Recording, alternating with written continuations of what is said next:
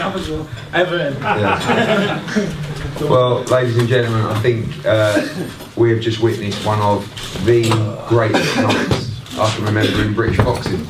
And that was one of the most dramatic wins. The walkout, the first round, the third round, the celebrations after. Just a night I think none of us will ever forget. And before I pass over to Tony, I just want to say a quick thank you, of course, to the team, Tony's team, Dave Caldwell, who's been just sensational in camp. They've got a wonderful relationship. And okay, just let me speak, please. I know you've got enough to say. Dave Caldwell's done an unbelievable job. Gaz and Fran, you know, there was moments, probably just speaking to Gary 5 weeks ago, where he phoned me up and we were running out of time to do the event here, and Gary just said, look, I think it's too many distractions, he's going to be running around selling tickets. And I said, no, I think you're right, let's leave it. And he went, yeah. And then we kept on talking, and about a minute later we said, but it would be unbelievable, wouldn't it? And he said, yeah, it would be. I said, fuck it, let's do it. And he went, yeah, go on then. And I don't know how in 3.5 weeks we managed to get 17,000 people in there, but one of the reasons is because of Everton Football Club. All the media guys, Alan McTavish, and you know, football seasons when they finish, all the team and staff like to go away on holiday, and the people at the club have really got behind the event and pushed it, and without them, and particularly without Bill Kenwright's vision, we could never have made this night possible. And I'm so pleased we made it possible, because you cannot buy moments like that in life. You know, Makabu said this wasn't a movie. This is on another level to a movie. You can't make shit like that up. This was unbelievable. So now I'm going to pass you over, and I think we should give him a huge round of applause. A new WBC.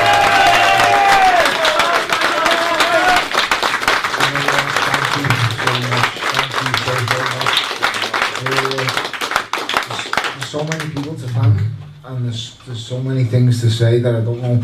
This is the first fight my son's ever been allowed to come to. He's never been to a fight in his life. Make sure he comes. And do you know what, I'll be totally honest, it kind of freaked me out, because although I gave permission for him to come, I told me missus the one thing, that I don't want to see him and I don't want to see you, because you know what, the only weak part of me, I'm horrible when I get in the boxing ring. I'm vicious, I'm nasty, as you've just seen. The only weak part of me is my kids and my missus. And when I seen him, I looked at his little cute face. I just heard Dad when I come up the tunnel at 7 PM, and I looked back and I seen his face, and it broke me heart to bits. But Gary and Dave next to me, they got me together, because I'll tell you something, I was in tears in the dressing room at 7:15 tonight. I looked at the clock, because I've never seen my son's face at a boxing fight before, and I seen it and I was just heartbroken, because I just don't think he should be in arenas like this, but it's because it's here and it had to happen. So I've got that off my chest. You know what, I can't put it into words, and if I'm being totally honest, I never dreamed this was ever possible. Never in a million years. The movie, when it happened in the movie, I just thought that's the closest I'm ever going to get. And I'll tell me kids and their kids that I thought I got some part, it was all in the movies, but you know what? I've done it now. I've done it for real, and I've won. Oh wow, now. I've won the WBC World title at Goodison Park, and it's unbelievable. I go down, not just in boxing books, but I go down in Everton's history books, and although I didn't get to kick a ball because I was too fat, I wasn't good enough playing football, I go into the Everton's history books, the first man to ever box in Goodison Park for the world title, and you know what, I won it here as well. So I don't know what to say. I know there's going to be loads of questions asked. So many people in this room who've travelled the journey with me. A lad over there, a journalist called Chris Walker, who's been following me since the second amateur fight ever, and he's been all over these mad places with me. Win ABA titles, novice ABA titles. It's a crazy journey, mate. And like I always said in this whole build-up, the journey and everything happens for a reason. Everything's led me to here and tonight. A bank holiday Sunday, Goodison Park. I've just won the world title, mate. I'm champion of the world. Can you believe I'm champion of the world? I always thought, if I'm totally honest, I was going to be like a nearly man, or just about get there and I'll lose at the very top. And I didn't even know how I was going to beat Makabu. I'll be honest, I didn't know. I know he believed in me 100%, but I kept studying him, I kept watching him, and I just kept thinking, if you could design a nightmare opponent and someone to beat me, he would be the fella. I swear to you, I'm not lying. You give me a stand-up guy, straight-up guy who fights head on all day, and I'll beat them. I don't care how good or strong, I'll beat them. But give me a tricky southpaw who can punch like a fucking truck, is slippery, and let me tell you, he can punch like a truck. He broke my nose immediately in that first round. My nose touched my lips, he hit me that hard on the nose. He can punch, mate, and I don't know, it's destiny. I'm not a religious person, I'm not a superstitious kind of person, but I'm under the firm belief that everything happens for a reason. And let me tell you, mate, all the setbacks I had, the things that have gone on in my career and stuff, it happened for a reason. And like I say, all roads led to Goodison Park, mate. I'm champion of the world. Champion of the world. Words from Dave Caldwell, who, again, is a huge part of this victory. Without him, it couldn't have done it. He got me through the Masterneck fight, got me through this fight. Let me just tell you right now, this was just a disaster of a camp. The worst camp I've ever had. So when I've done interviews and they kept saying, and Pete boxers give this cliche, yeah, it's the best training camp I've ever had. They're in amazing shape, in the best shape we could. You know what? I was in a hyperbaric chamber 4 weeks ago, and if you don't know what that is, I was breathing 100% oxygen because I detached my floating rib on my right hand side from my back, and I was fucked. I was going there every morning to Murrayfield Hospital. Thank you so much to Dave Alcock, who's a friend of my family, and he put me in that hyperbaric chamber. I was travelling back and forth to Sheffield after going in that hyperbaric chamber where people get sick and they should go and rest and sleep. I was travelling to Sheffield immediately after 2 hours of treatment every day and sparring with some yank who was trying to take my head off, but it didn't work. So I'm so thankful. Gary over there, I've got Fran, I've got so many people to thank. I can't thank them all. My missus, my kids. Ultimately, mate, I fight for them because I couldn't do nothing without them kids of mine. If I didn't have my kids, I'd be nothing in this world, and they've just backed me and they get behind me, and thanks so much. Eddie stuck by me. They've all just stuck by me, mate, and I feel like this might give a little bit back, and added to the disaster this time last year, Del.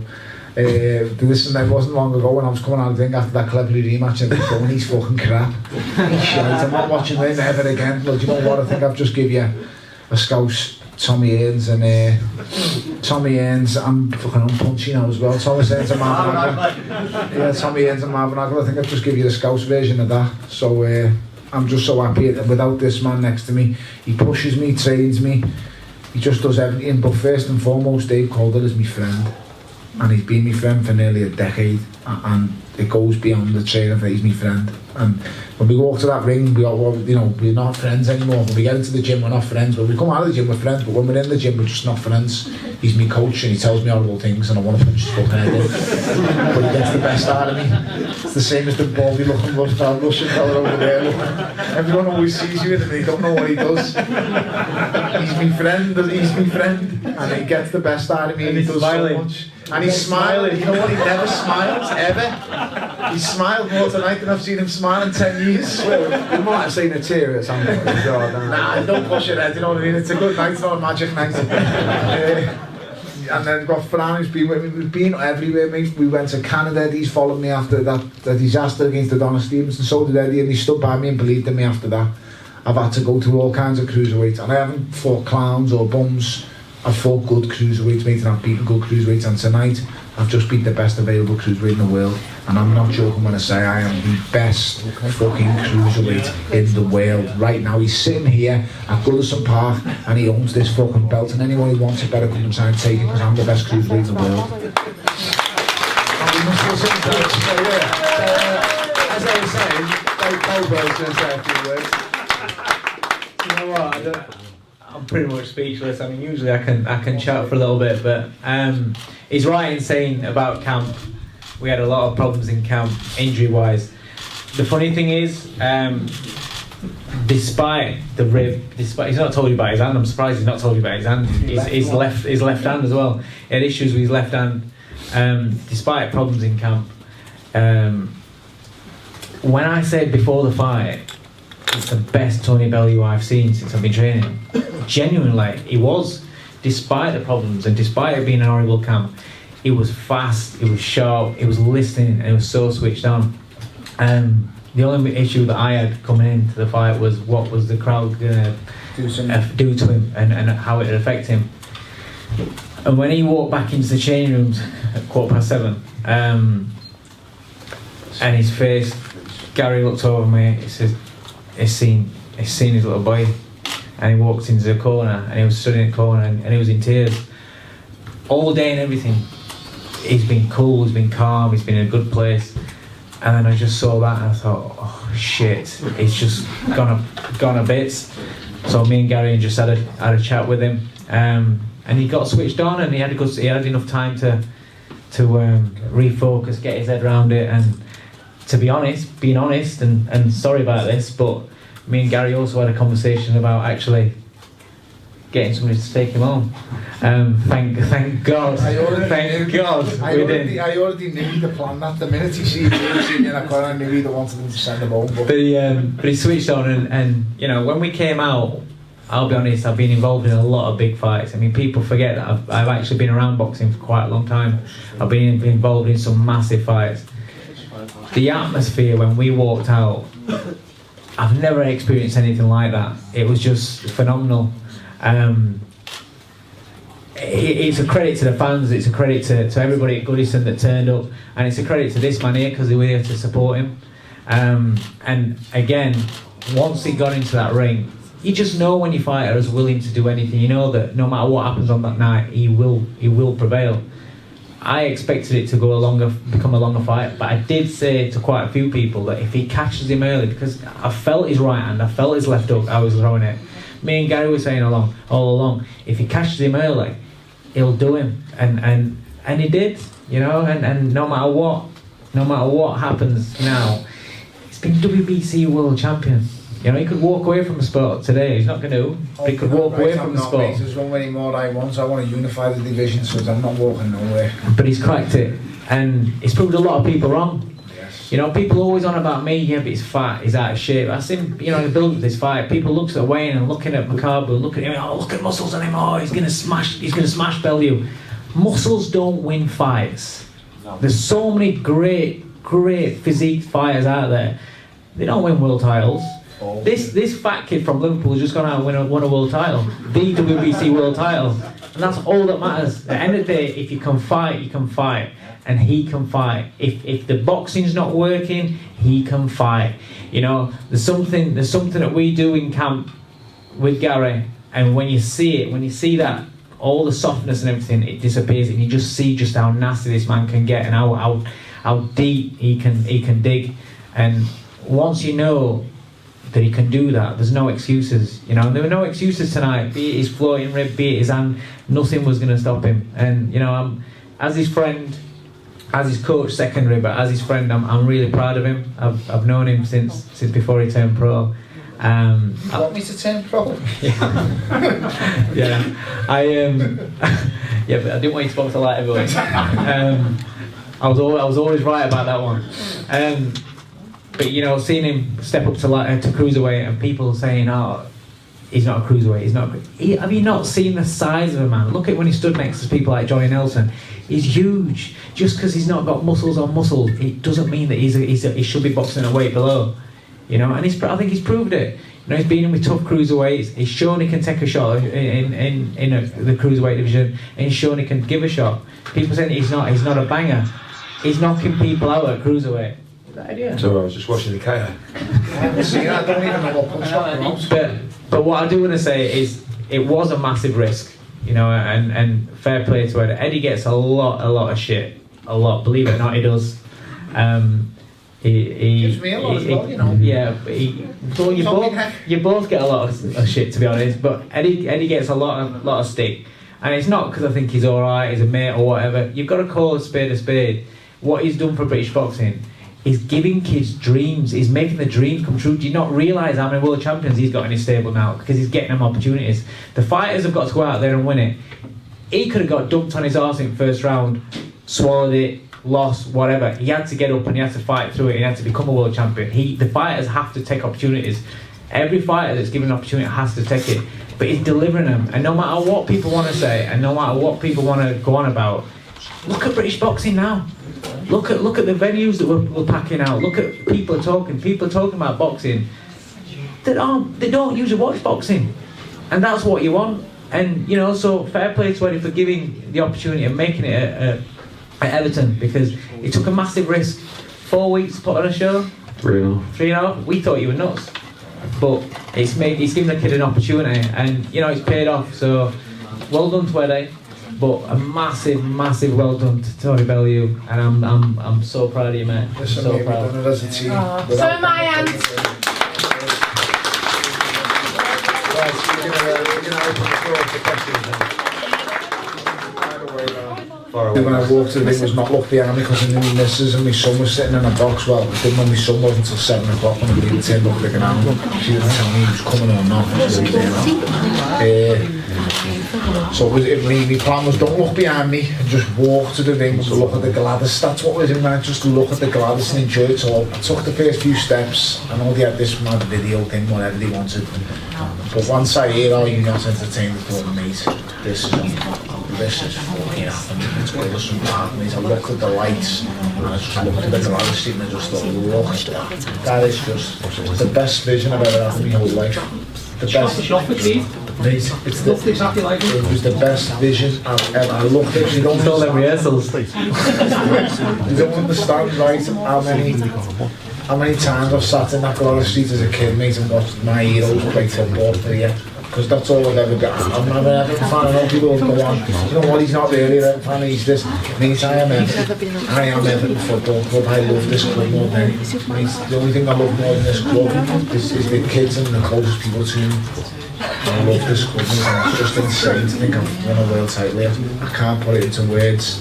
Just when I looked at that Gladys scene and I was walking to the ring, I can't put it into words. It's unbelievable. I'm champion of the world, mate, and I've done that good some part. Tony, you could call out pretty much everybody there in the division. Did I call it? And other divisions as well. What David Hay? You know what, mate? I'll be totally honest, right? I'm the best cruiserweight in the world now. It's hands down, in my opinion. Dennis Lebedev holds a couple of belts. That's the one we want. Dennis Lebedev. And if Dennis Lebedev doesn't want to come out of the bush or whatever it is, then you know what? Let's dip our toe with that fella from Bermondsey, that bitch from Bermondsey. I don't care how he is. He's a cruiserweight deep down. He's not a heavyweight. So we will see, mate. You know, we will sit down, look at what the options are. But I want unification fights. No silly defences. No wasting everyone's time. I want to fight the best fighters. You know what? I'm the best. So bring the second best to me. I'll fight Dennis Lebedev. I'm happy to fight him. He's got 2 belts. Let me get all them 2 belts he's got, and then let's dip out with that bitch from Bermondsey. He also see him fighting his clowns. I'd have done that fella in a round. He thought the other day, look like Lurch Abby Adams from me. He went down with a jab. You having a laugh, a jab? That fella just hit me tonight with a crowbar. Whatever he did me, I don't know what it was. I was on the floor and I didn't even know where it was. So, listen, I fight real fighters. I fight top boys. The last two guys I boxed, I rate him as top 2 cruiserweights in the world. Makabu tonight, not just knocked him spark out in 3 rounds. And I mean unconscious. When I put him out, he was asleep. I done Master Neck the fight before. Another top world level cruiserweight. I'm the best cruiserweight in the world. And I want big fights. Big fights that attract massive money. That's what I want. Did Makabu say anything to you at the end there?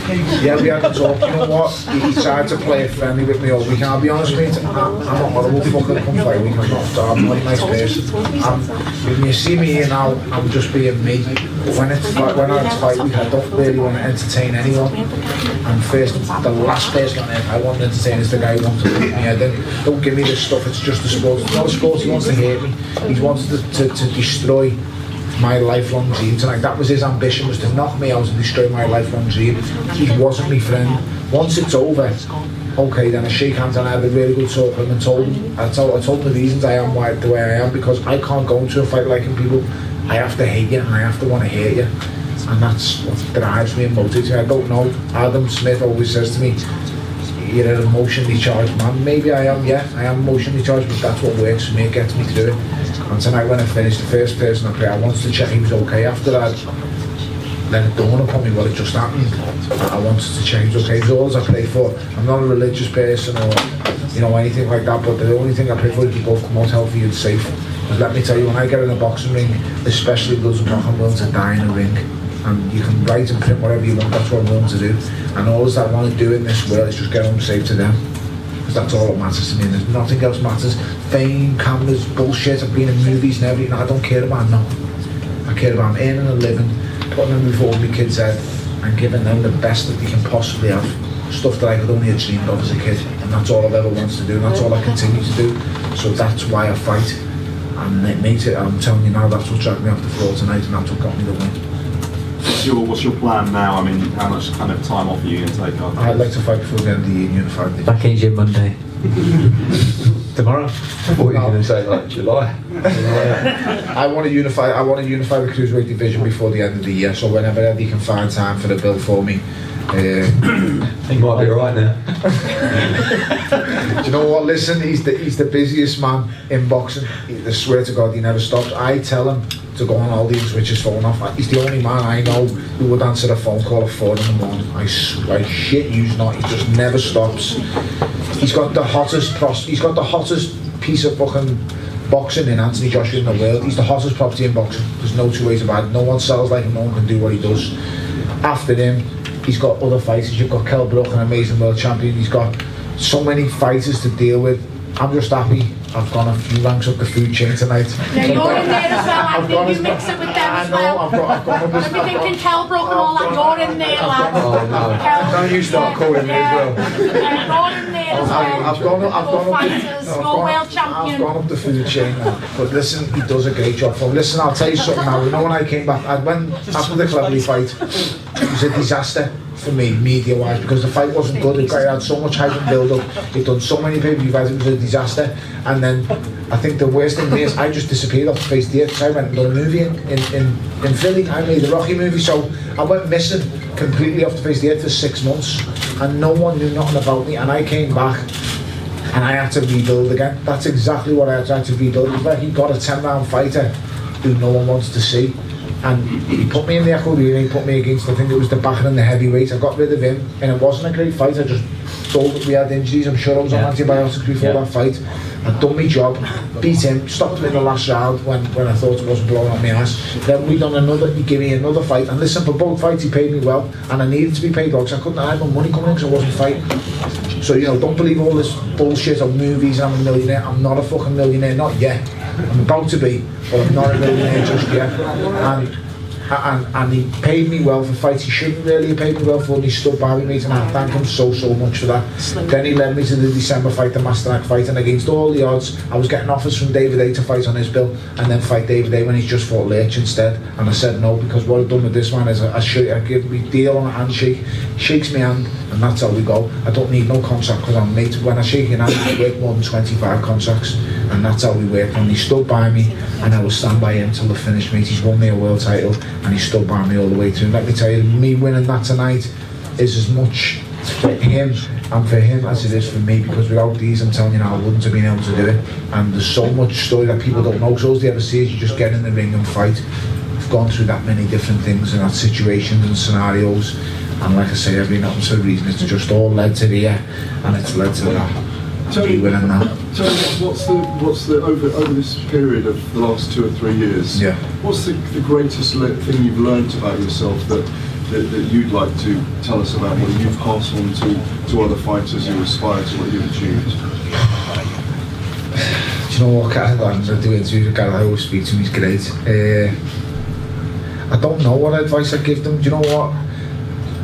I can't really give anyone advice because I'm not a role model for anyone. I've made mistakes and I've done stupid things. I continue to do silly things, to be honest, but what I will say is I scare myself sometimes, because you know what, I was walking that ring tonight and even in the dressing room I scare myself because I know how far I'm willing to go. I'll do anything to win, and I'll go to any kind of bet. I'll do anything to win. The only thing I can say to kids or to anyone who aspires to be, don't be like me, but just give everything to boxing. I've give this game, this business, my whole life. I put my whole life at stake, and every time I get in that ring, don't believe it's a sport.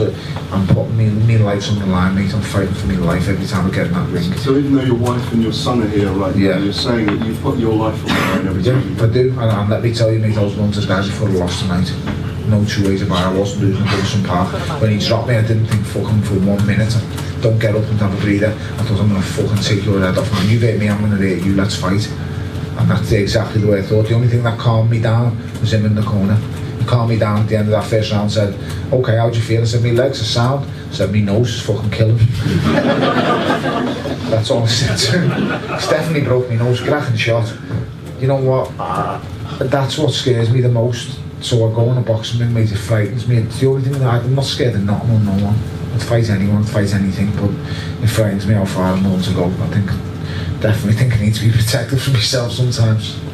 Yeah, because he's such a big puncher, your opponent's such a big puncher, was the tactic always to jump on him early to try and get that? No, but I did say, I said to him in the changing room, because how cold it was, I'd been watching Makabu wrap his hands, and he complained in changing rooms to his trainer. How did he say? He said it's cold. It's cold. It's cold. Is he Polish?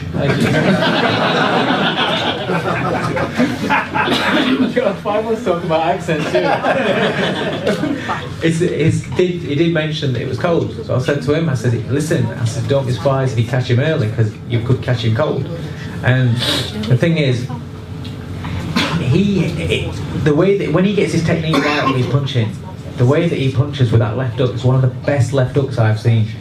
You know, I'm a big fan of the Trinidad left hook, and when he throws it properly, it's like a Trinidad left hook. It goes straight through. You know, it goes straight through, and when he don't load up on it, stiffen it. And his right hand as well now. I was saying all along in this fight, either a left hook or a right hand. I'm not bothered which one it is. If it hits clean, it's going to take him out, and that's what it is. The thing about Bellew is he can do it in the first, he can do it in the 12th. It's shown that he carries his power up to to cruiserweight, early or late. So he did what he does. Eddie, is that emotionally wins? Oh, he gets a bit emotional sometimes. He didn't expect that. No, he thought he had didn't. no chance. But no, I just. It was like, He's being honest now. I'm not. I think, obviously, walking out, when I saw his face walking out, it was like, it was one of those where you can't just say, this is great, I can't believe this has happened, you've got a job to do. And when he started walking out, it's like we were running to the ring, and I knew he was so pumped. But when Gareth just asked that question about what he's learned over the last few years, he's a completely different character to how he was 3 years ago. Like his temperament, and I think that's down to himself and what he's been through, but also to Dave Colbert. Like I saw him at times when the first time he boxed Isaac Chilemba, he was like punching holes in the wall and screaming at Chilemba backstage when he was about to ring walk. I'm coming for you, Chilemba. It wasn't a press conference, it was like there was no one there. And when he got in the ring, he gassed after 4 rounds because he just wasted so much energy. And the biggest concern was that all this build-up, all this running around selling tickets and the media obligation was going to boss rings on was going to burn him out. So I think that it was everything. Obviously we're so pleased Makabu was okay because he looked in a terrible way for a time. But it was like his son and Bill Kenwright. Listening to that conversation was. I'll never forget it. He was hugging Tony, and I just remember they were both virtually in tears, and Bill Kenwright's glasses were steamed up, and it was like he couldn't stop hugging. But I've never really seen it wasn't just a unity between fans and a fighter. It was a unity between fans, a fighter, a city, and a football club. And that's never, it was so close to the football club. Like there was Everton songs being sung all night, and I know we're in Liverpool and we were selling it as it's red, but people don't realise sometimes when you're in a dressing room like we were, you could hear those songs, and you could hear Michael Buffer introduce Makabu, you could hear Sweet Caroline being played, then you could hear Tony, and he's sort of trying to get himself, but so it was just... I like my music to pump, and I have the loudest rap music you can imagine. You know what? Fran said to me, lads, just turn that down and listen to that, and we turn the music right down, and we just listen for the last 10 minutes of the room, we just listen to the fans chanting Everton songs, and you know what? I said to him before I went on, you know what, I've dreamed of this. I just said to him, I've dreamed of this, and it makes me dead emotional thinking about it, but everything I've dreamed of, it was happening. It was real life, mate. It's my dreams, and I bent down to just have a moment to myself to think. I kept trying to get myself together because every time I wanted to walk, these kept stopping me. Not ready to go yet, I just wanted to walk and get in the ring, and it still seems I don't know how to fight him. There was so much pressure Oh, mate. because you lose in front of everyone at Goodison Park, and it's like, it's not just losing it. And we had three options. We go Echo Arena, we could put it on the Joshua card on June 25th, or we could do it here. This was the right decision, 1,000,000%, but it was a risk. But the pressure, if you lose it, it's like, That's all how do you go home? How do you get up tomorrow? You know, it's like, and that was the pressure that he put on himself, and that made it even worse. That's all I But in answer to your original question, that was the best night I've experienced, because it had everything. You know, it had everything. It wasn't just a bloke fighting for his career, it was a bloke in front of his people, a football club. He talks such a good game. That said that to me every single time. That when it doesn't pay off, everyone gets on his back. Yeah. But he only says what he believes in, and sometimes it don't work out in top level sport. But when it does, and you say what you're going to do, and you deliver like that, that's when you're going to get what you deserve. And actually, when people say what's next, the cruiserweight division is not really a division that we've really operated in. And it's not really a division that has many superstars. I'll tell you something. Dennis Lebedev, he's not a superstar. No. You know, Heyman's guys just text me saying, let's do the Glowacki unification. We've only got two other champions. He's not just the number one in the division, he's the biggest character and the biggest personality. And he might be the biggest character and personality in British boxing. He's no longer just a scouser with a big mouth who says he's going to do things. He's now a scouser with a big mouth who is world champion. And he's going to make a lot of money. He's going to be in some really big fights. Show me the Jesus Christ, show me the money. Yeah, so I can get my staircase then. She's not fucking messing out here. The fella next to us planned it, she fucking spent it before it died. For fuck's sake. You know what? It's that good as soon as it's once in a generation fight for the girls 60 odd years since we got something but on that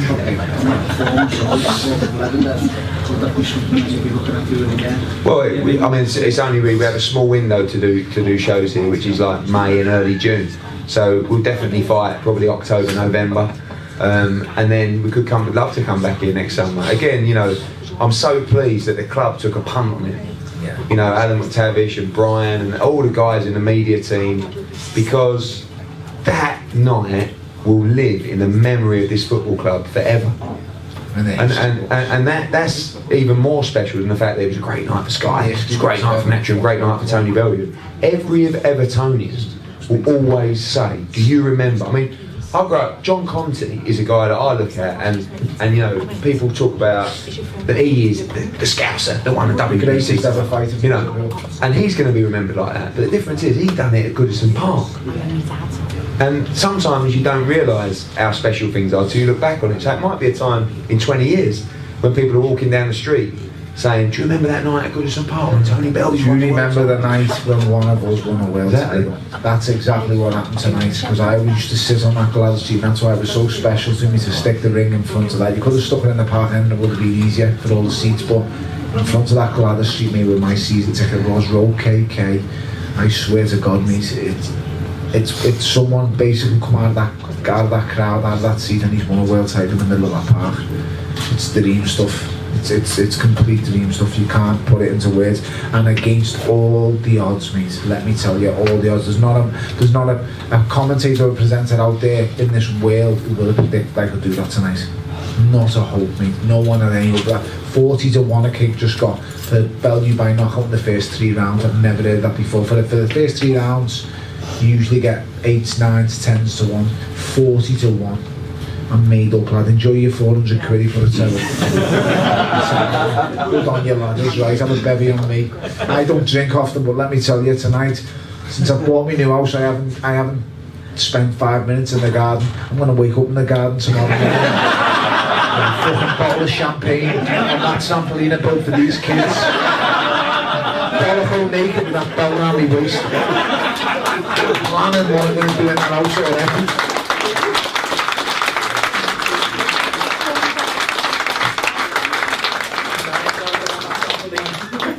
Built a bleeding Sampolina a few weeks ago, I've been dying to have a go. Can't do nothing. I'm sure you're alright for 10 o'clock, hands Sky are coming.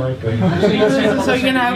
You remember the panel that I was Kendall 84? Yeah. Is that going to be a man? Do you know what I can't explain to you how many things go through my mind at this place, because You know, when Eddie's just said that night's going to go down as some of the greatest days and nights of being this club, mate, I sat in my season ticket when we played Wimbledon, when we played Coventry. Mate, when Barry Orn hit that ball, when Gareth Fadley hit that ball, I was going, lad, don't you fucking shoot. Because he'd been shooting all season hitting Rosette in. And he hit this ball this day against Coventry, lad, and it just flew in.